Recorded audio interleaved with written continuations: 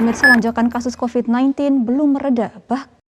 Kementerian Kesehatan mengeluarkan Peraturan Menteri Kesehatan Nomor 84 Tahun 2020 tentang pelaksanaan vaksinasi. Bismillahirrahmanirrahim.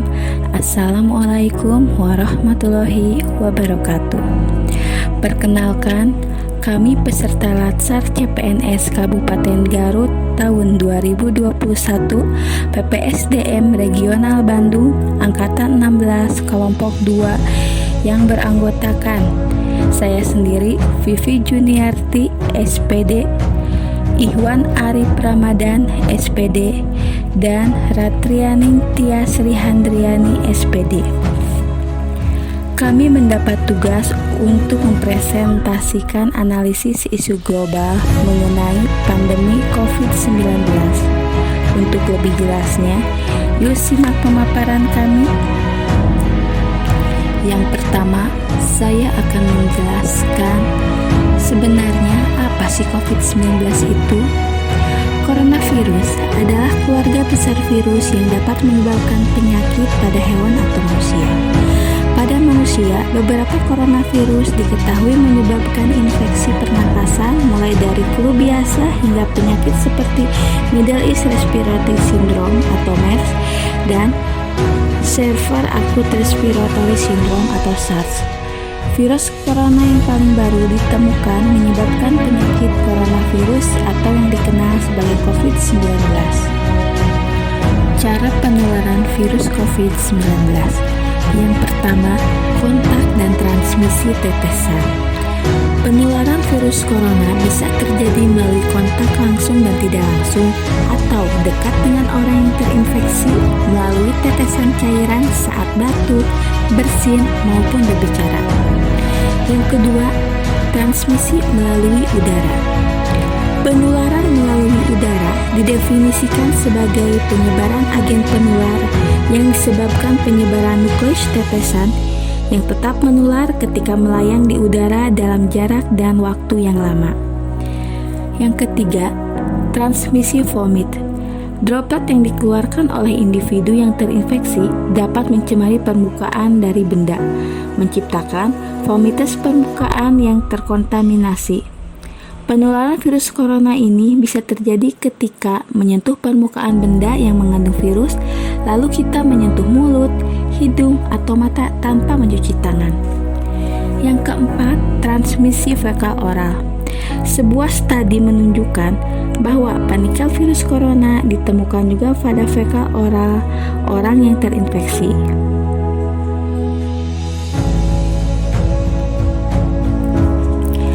4 varian corona yang mengancam dunia.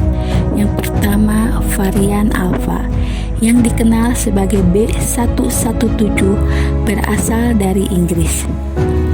Kedua, versi Beta dikenal sebagai B1351 berasal dari Afrika Selatan.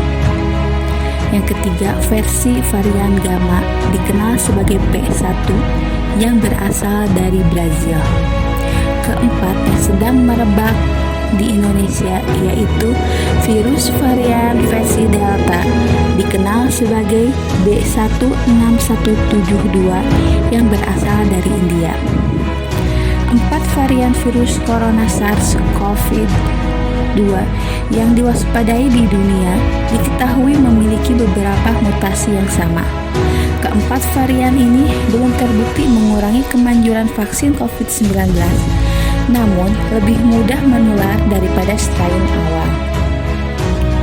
Gejala COVID-19 yang sering dirasakan yaitu ada sakit kepala yang berulang, kadang dada merasa sesak, batuk yang tak kunjung sembuh, flu yang parah, muntah dan diare, lalu kelelahan, sakit tenggorokan, kehilangan indera penciuman dan perasa, dan kerontokan rambut yang tak bisa dijelaskan. Cara mencegah virus corona yaitu selalu cuci tangan dengan sabun atau hand sanitizer, selalu menggunakan masker. Untuk sekarang, masker yang digunakan harus masker 2 lapis. Yang ketiga, Menutup mulut dan hidung menggunakan tisu saat bersin atau batuk. Keempat, makan dengan gizi yang seimbang seperti buah dan sayur. 5. Jaga jarak dan hindari kerumunan. Keenam, bila demam, batuk, pilek atau dada terasa sesak, segera periksa ke fasilitas kesehatan yang terdekat. Ingat pesan ibu ya. Saat ini yang sedang menjadi dilema oleh masyarakat Indonesia yaitu tentang vaksinasi. Vaksin yang ditetapkan oleh pemerintah menggunakan 6 jenis vaksin COVID-19 yang dapat digunakan, yang diproduksi oleh PT Bio Farma, AstraZeneca, Sinopharm, Moderna, Pfizer, dan Sinovac. Penggunaan vaksin hanya dapat dilakukan setelah mendapat izin edar atau persetujuan menggunakan pada masa darurat dari Badan Pengawas Obat dan Makanan. Jadi, sudah teruji ya. Yuk kita vaksin untuk meningkatkan kekebalan tubuh kita terhadap virus COVID-19. Untuk pembahasan yang selanjutnya akan dilanjutkan oleh anggota yang lainnya. Terima kasih. Assalamualaikum warahmatullahi wabarakatuh. Saya Ikhwan Ramadan dari angkatan 16 kelompok 2. Di sini saya akan sedikit membahas mengenai langkah-langkah analisis isu dan akan sedikit memaparkan tentang poin-poinnya, terutama poin 1 dan 2. Di poin yang pertama, dalam langkah-langkah analisis isu yaitu memilih isu terbaru yang sedang hangat diperbincangkan.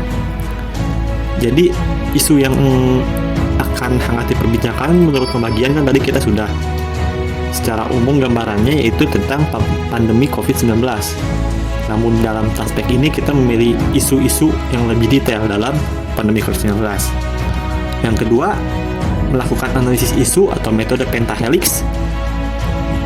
Yang ketiga, penentuan isu prioritas dan penilaian isu atau metode USG.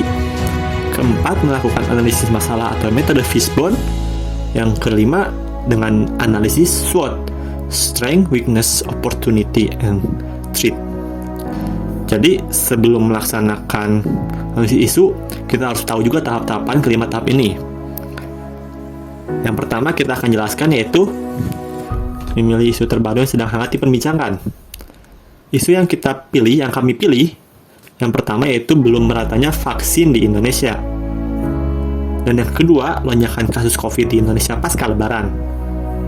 Belum meratanya vaksin di Indonesia merupakan isu yang dipilih. Kenapa?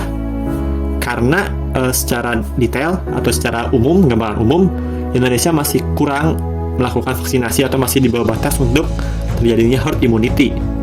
Tapi mayoritas dari kita, se-PNS ataupun guru, sudah melakukan vaksinasi, tapi secara masyarakat umum banyak yang belum melakukan vaksinasi, yang mengakibatkan kami memilih untuk isu belum meratanya vaksin di Indonesia ini. Yang kedua, isu yang dipilih yaitu lonjakan kasus COVID di Indonesia pasca Lebaran. Untuk kasus ini yang akhir-akhir ini sering kita lihat dari TV, lihat dari media sosial atau dari manapun, pandemi COVID sedang meningkatnya, terutama puncaknya setelah pasca Lebaran atau setelah Lebaran.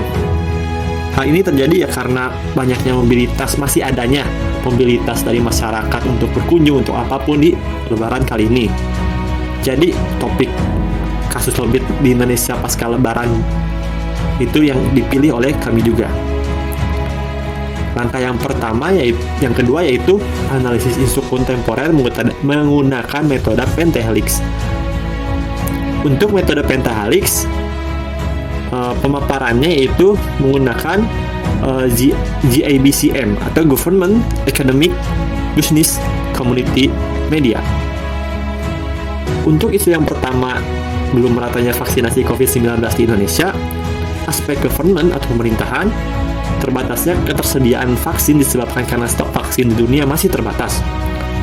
Hal ini dikarenakan ya di Indonesia sendiri baru ada 2 vaksin yang masuk atau yang digunakan, yaitu vaksin Sinovac dan vaksin AstraZeneca. Kedua vaksin inilah yang Indonesia telah mendapat kiriman dari produsennya. Dan juga kalau untuk Sinovac, Indonesia telah memproduksi dengan syarat ya bahan-bahan mentah. Untuk memproduksi vaksin itu masih diimpor dari luar. Hal inilah yang mengakibatkan masih keterbatasan vaksin yang masuk, yang menjadi aspek government atau aspek dari pemerintahan, keterbatasan dari pemerintahan.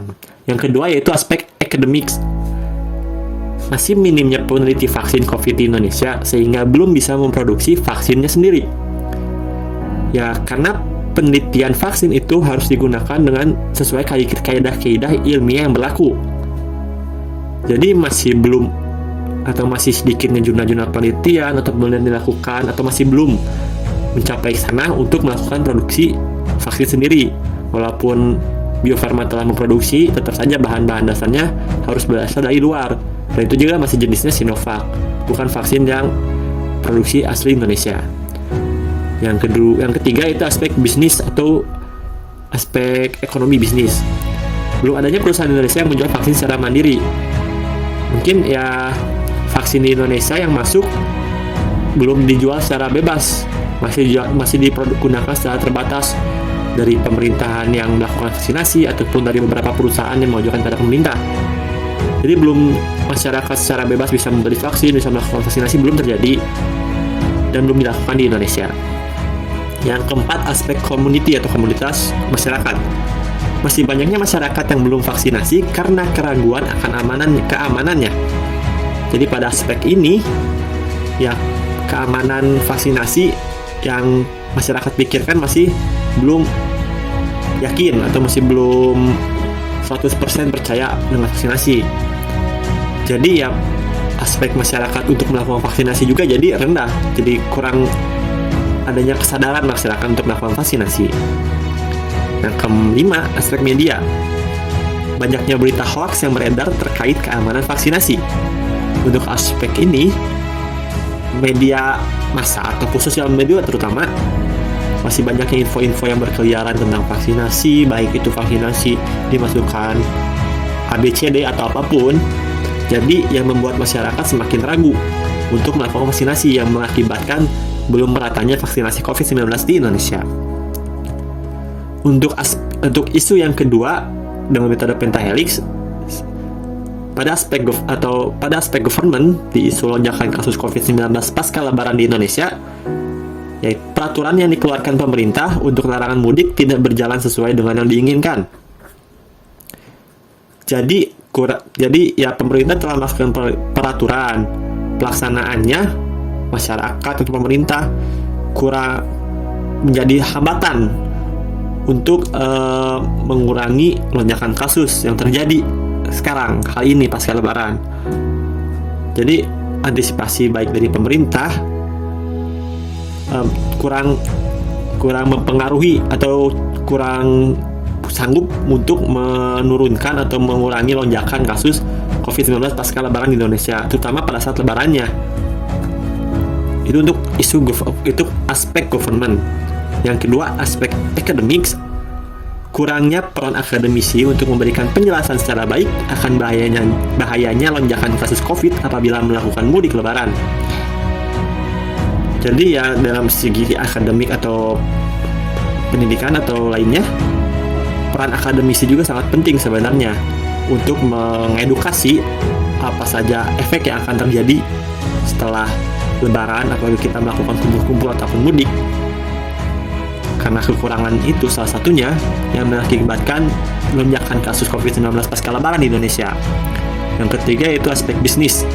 Masih adanya penyedia jasa transportasi yang beroperasi saat larangan mudik. Dan di aspek ini bisnis ekonomi ya, jadi masih adanya pihak-pihak baik dari travel, baik dari penyedia jasa transportasi lainnya yang bandel untuk melakukan transportasi atau beroperasi. Jadi masih sebutannya bisa disebut travel hitam atau lainnya. Yang keempat, aspek community atau komunitas. Masih banyaknya masyarakat yang meremehkan COVID dengan tidak melakukan protokol kesehatan COVID-19. Jadi dari masyarakatnya sendiri pada saat lebaran atau sebelum lebaran ya banyaknya kumpul-kumpul dan lain-lain yang mengakibatkan ya sekarang ini kasus COVID-19 melonjak. Yang kelima, aspek dari media. kurang maksimalnya sosialisasi aturan larangan mudik dan sanksi yang dibuat pemerintah terhadap masyarakat ketika melanggar. Jadi intinya peran sosialisasi selain dari peran akademik sangat dipengaruhi oleh peran media massa, baik itu media mainstream ataupun sosial media. Jadi ya sosialisasi terhadap masyarakat juga penting melalui media ini.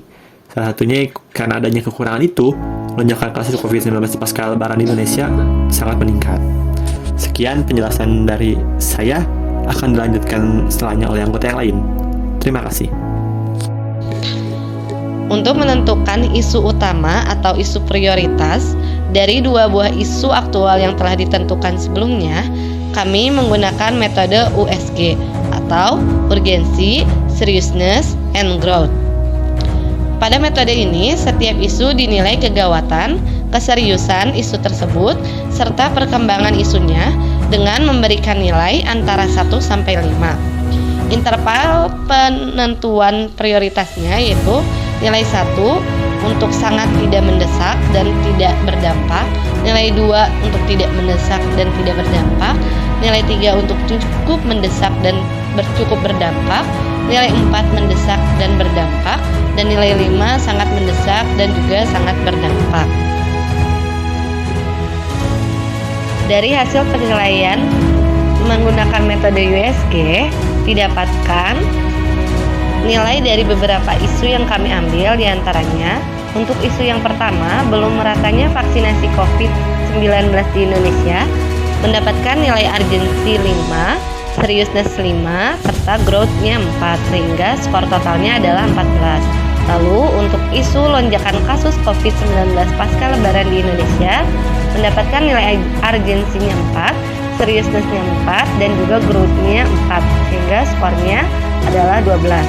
Maka dari tabel tersebut didapatkan kesimpulan isu utama atau isu prioritas yang kami ambil adalah belum meratanya vaksinasi COVID-19 di Indonesia karena mendapatkan skor yang tertinggi berdasarkan urgency, seriousness, dan juga growth-nya. Setelah menentukan isu prioritas di slide sebelumnya, yaitu didapatkan isu yang kami ambil belum meratanya vaksinasi COVID-19 di Indonesia, selanjutnya kami menganalisis akar permasalahannya menggunakan metode Fishbone. Dimulai dari elemen metode atau proses, maka penyebabnya diantaranya 1. Unit klinis vaksin yang kurang meyakinkan, dan yang kedua, pembuatan vaksin bukan di Indonesia. Lalu untuk elemen yang kedua adalah material. Penyebabnya diantaranya yang pertama, kurangnya jumlah vaksin atau terbatas, dan yang kedua, vaksin masih harus import. Lalu untuk elemen yang ketiga, manusia. Penyebabnya pendapat ahli tenaga medis yang berbeda-beda mengakibatkan masyarakat masih kurang percaya untuk vaksinasi. Dan yang terakhir, elemen mesin. Penyebabnya adalah kurangnya alat dan bahan untuk pembuatan vaksin. Berdasarkan hasil analisis permasalahan, selanjutnya kami mencari alternatif pemecahan masalah menggunakan teknik analisis SWOT atau Strength, Weakness, Opportunity, and Threat. Yang pertama, strength atau kekuatan. Di antaranya dengan yang pertama, pemerintah mengeluarkan kebijakan mewajibkan vaksinasi COVID-19. Yang kedua, pemerintah memberikan layanan vaksinasi COVID-19 secara gratis. Elemen yang kedua, weakness atau kelemahan. Di antaranya yang pertama, kurangnya ketersediaan vaksinasi COVID-19 untuk seluruh warga Indonesia. Yang kedua, krisis kepercayaan masyarakat terhadap vaksin. Untuk elemen yang ketiga, opportunity atau kesempatan. Di antaranya yang pertama, pengembangan vaksinasi oleh ilmuwan dari Indonesia, dan yang kedua, memberikan informasi yang jelas terkait vaksin COVID-19. Dan elemen yang terakhir adalah threat atau ancaman, yang diantaranya 1. Masih rawannya penularan virus COVID di Indonesia, dan yang kedua, sebagian besar masyarakat Indonesia belum mendapatkan vaksinasi. Sekian presentasi dari kami. Semoga bermanfaat. Kurang lebihnya kami mohon maaf. Assalamualaikum warahmatullahi wabarakatuh.